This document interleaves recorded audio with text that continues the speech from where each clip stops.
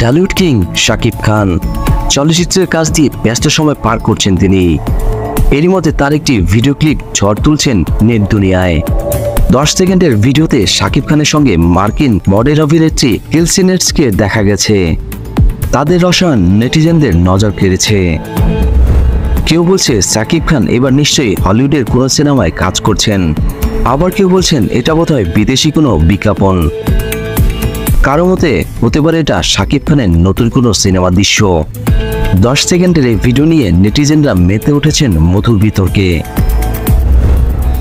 Hollywood cinema অথবা বিজ্ঞাপন চিত্র যাই হোক না কেন, শাকিব খানের আকর্ষণীয় লুক সত্যি প্রশংসার দাবিদার।